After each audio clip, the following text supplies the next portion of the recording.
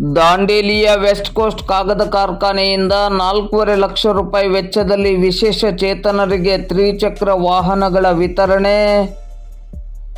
ದಾಂಡೇಲಿಯ West Coast ಕಾಗದ ಕಾರ್ಖಾನೆಯ CSR ಯೋಜನೆಯಡಿ 3 ವಿಶೇಷ ಚೇತನರಿಗೆ ಮೋಟಾರ್ ಚಾಲಿತ ತ್ರಿಚಕ್ರ ವಾಹನವನ್ನು ಗುರುವಾರ ಸಂಜೆ 5 ಗಂಟೆ ಸುಮಾರಿಗೆ ದಾಂಡೇಲಿ ನಗರಸಭೆಯ ಆವರಣದಲ್ಲಿ ವಿತರಿಸಲಾಯಿತು.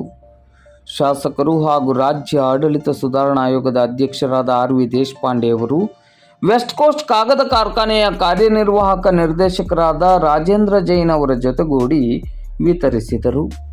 ಈ ಸಂದರ್ಭದಲ್ಲಿ ಮಾತನಾಡಿದ RV ದೇಶಪಾಂಡೆ ಅವರು, ವೆಸ್ಟ್ ಕೋಸ್ಟ್ ಕಾಗದ ಕಾರ್ಖಾನೆ ತನ್ನ CSR ಯೋಜನೆಯ ಮೂಲಕ ಸಾಮಾಜಿಕ, ಶೈಕ್ಷಣಿಕ ಹಾಗೂ ಆರೋಗ್ಯ ಕ್ಷೇತ್ರದ ಬಲವರ್ಧನೆಗೆ ವಿಶೇಷವಾದ ಕಾಳಜಿಯಿಂದ ಕಾರ್ಯನಿರ್ವಹಿಸುತ್ತಾ ಬಂದಿದೆ.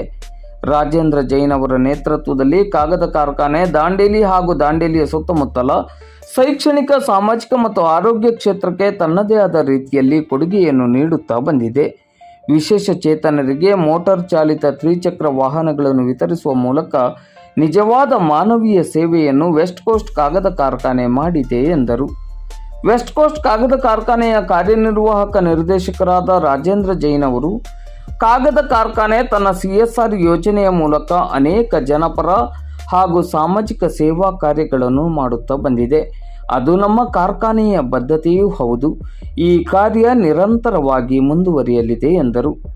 ಈ ಸಂದರ್ಭದಲ್ಲಿ ತಹಶೀಲ್ದಾರ್ ಶೈಲೇಶ್ ಪರಮಾನಂದ್, ಪೌರಾಯುಕ್ತರಾದ ವಿವೇಕ್ ಬನ್ನೆ, ತಾಲೂಕ್ ಪಂಚಾಯತ್ ಕಾರ್ಯನಿರ್ವಹಣಾಧಿಕಾರಿ TC ಹಾದಿಮನಿ, ಕಾರ್ಮಿಕ ಅಧಿಕಾರಿ ವೀಣಾ ಮಾಸ್ತಿ, ಕಾರ್ಮಿಕ ನಿರೀಕ್ಷಕರಾದ ಚೇತನ್ ಹುಕಮನವರ್ ಮತ್ತು ಲಕ್ಷ್ಮಿ, ಬ್ಲಾಕ್ ಕಾಂಗ್ರೆಸ್ ಅಧ್ಯಕ್ಷರಾದ ಮೋಹನ್ ಹಲ್ವಾಯಿ, ಪಂಚ ಗ್ಯಾರಂಟಿ ತಾಲೂಕು ಅನುಷ್ಠಾನ ಸಮಿತಿಯ ಅಧ್ಯಕ್ಷರಾದ ರಿಯಾಜ್ ಬಾಬು ಸೈಯದ್, ವೆಸ್ಟ್ ಕೋಸ್ಟ್ ಕಾಗದ ಕಾರ್ಖಾನೆಯ ಮಾನವ ಸಂಪನ್ಮೂಲ ವಿಭಾಗದ AGM Vijay Mahantesh, West Coast ಕಾಗದ ಕಾರ್ಖಾನೆಯ ಸಾರ್ವಜನಿಕ ಸಂಪರ್ಕ ವಿಭಾಗದ ಉಪ ಪ್ರಧಾನ ವ್ಯವಸ್ಥಾಪಕರಾದ ರಾಘವೇಂದ್ರ JR, ವೆಸ್ಟ್ ಕೋಸ್ಟ್ ಕಾಗದ ಕಾರ್ಖಾನೆಯ ಸಾರ್ವಜನಿಕ ಸಂಪರ್ಕ ಅಧಿಕಾರಿ ರಾಜೇಶ್ ತಿವಾರಿ, ಕಾಗದ ಕಾರ್ಖಾನೆಯ ಸಾರ್ವಜನಿಕ ಸಂಪರ್ಕ ವಿಭಾಗದ ಖಲೀಲ್ ಕುಲಕರ್ಣಿ, ರಾಜು ರೋಸಯ್ಯ, ಬಶೀರ್ ಶೇಖ್ ಮೊದಲಾದವರು ಉಪಸ್ಥಿತರಿದ್ದರು.